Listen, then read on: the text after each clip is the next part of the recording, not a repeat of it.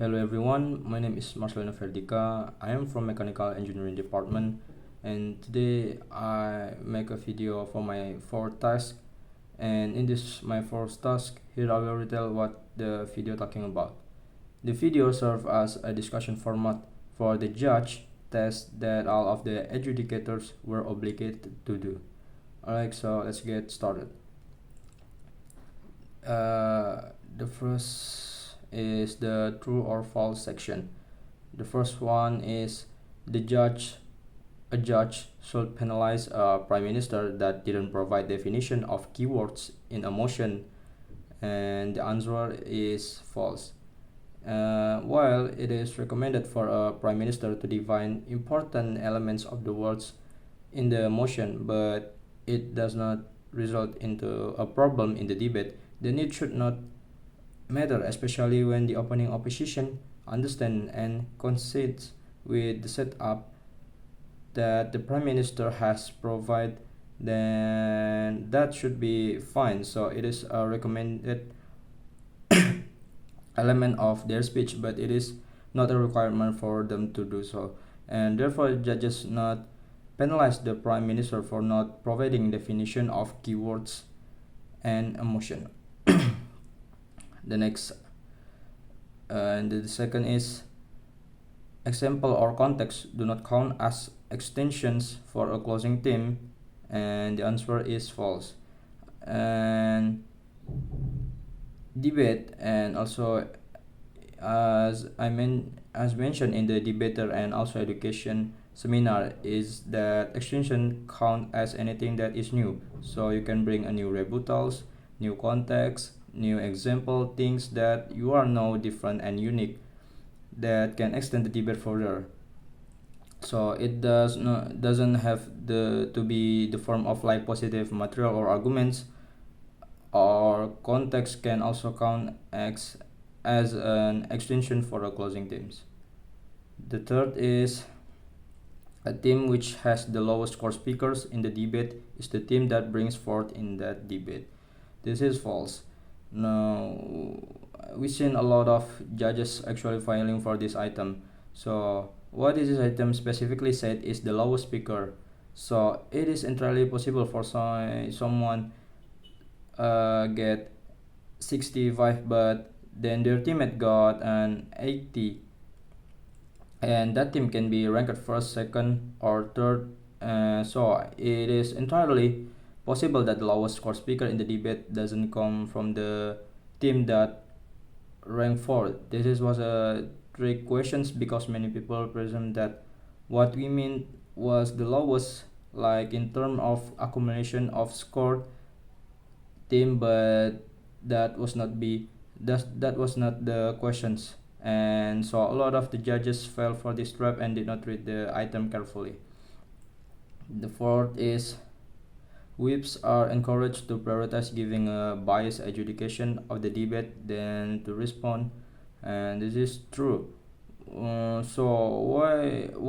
obviously being responsive is an inherent sort of like element of speech in any debate format, what's unique about whips in BP? BP is parliamentary. So whips in BP is that it's not like your usually Asian 3 or 3 style kind of whips that just robots everything, especially given the fact that there are probably already 6 speech that have been delivered. Prior to the web speech, there's a lot of content being talked about and discussed, and therefore it's critical then for whips to give a biased adjudication of framing of the arguments in the debate, so that the judges can give an easier time to sort of delineate which one are more important for them to weigh when it comes to their decision making. Item number 5. In a policy motion, the opposition is required to introduce a counter proposal. The answer to this is false. The only obligation of the opposition team is to oppose the motion. So the opposition team does not have an obligation to solve the problem. it is completely legitimate for an opposition teams to just say that while we agree that the status quo is problematic, but the motion is going to bring more harm or make the situation worse. So it's much better that we do nothing compared to we do something, but that something only ex, exacerbates the problem or the urgency that is trying to be addressed in the debate. And also a lot of judges answer true for this. It is important to straighten out of the record that again opposition teams do not have the burden to solve a problem, and the opposition team's burden in the debate it is to simple oppose the motion. The next section, the next is number 6. A speech with a lot of fact and statistics should be seen as more persuasive than those without. This is obviously false. It should not matter whether or not you have like facts and statistics and all of this data, because what is the biggest emphasis when it comes debating in general is your logical argumentation, how you're able to explain reasoning behind an argumentation. So obviously if you do have facts, if you do not stat if you do have statistic from your matter file, that would be obviously be helpful and can elevate the persuasive of your speech, but that does not mean that is the only way that you can be persuasive, because there might be in instance where a speaker only spot fact and statistic but no logical reasoning whatsoever, so that is not persuasive. So obviously the most important element is logical argumentation, and statistics should be the supplementary to that particular element. And next, number 7. Speaker who speaks for 6 minutes or less should be penalized by having their score deducted for being under time. And this is false, because we are not a format that punish people for not speaking according to the time limit. It is entirely possible for someone who only spoke for 4 minutes actually have a higher score than someone who spoke for a full 7 minutes, because what the matters is content. It might be entirely possible that someone speak for 7 minutes but their speech wasn't just a repetition of one single point and then just being repeated throughout then that the 7 minutes each, so that is obviously not persuasive. So the critical takeaway from this item is that it does not matter about your time. What should matter is the content that is being delivered using that allocated time for your speech. Next, number 8. A speaker who contradicts their teammate should be judged as less persuasive than the one who didn't. And this is true. This is basically the one of the most fundamental rules of BP debating, is that you have to maintain consistency literally within a team and also externally within a bench. And so therefore if you contradict a speaker either in your team or in your bench, then that would be seen as less persuasive, because then it becomes confusing on which one do we believe, right? That you effectively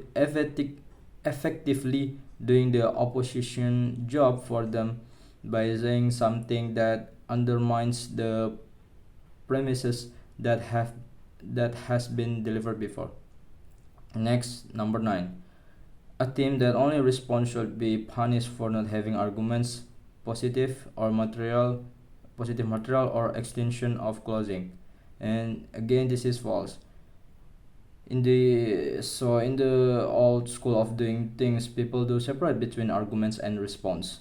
But as debating has evolved, we are now considering everything as points. So contextualization, arguments, examples, response, all of these are just points of contributions in the debate.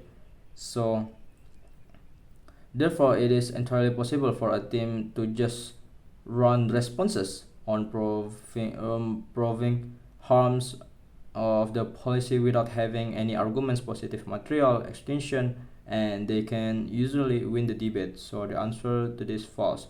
They should not be punished for not having arguments or positive materials. And last is the number 10.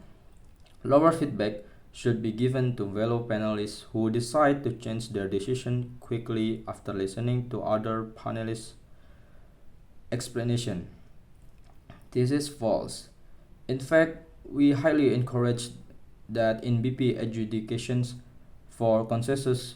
So obviously there will be initial different calls between the chairs, the panels, and the trains, and that's what conferral process is for, so that you can straighten out the perspective. Maybe one of the panelists did not hear or did not really catch a specific point that the others managed to do, and so therefore if you're able to compromise and change your decision, that is perfectly fine, and it doesn't really matter if it quick or if it's longer. By basically, changing your decision should be not penalized in terms of like lower feedback. So this is false. Alright, so that concludes the true or false section. I think that's all I can say in my for test and in my video. Thank you for watching. Wassalamualaikum warahmatullahi wabarakatuh.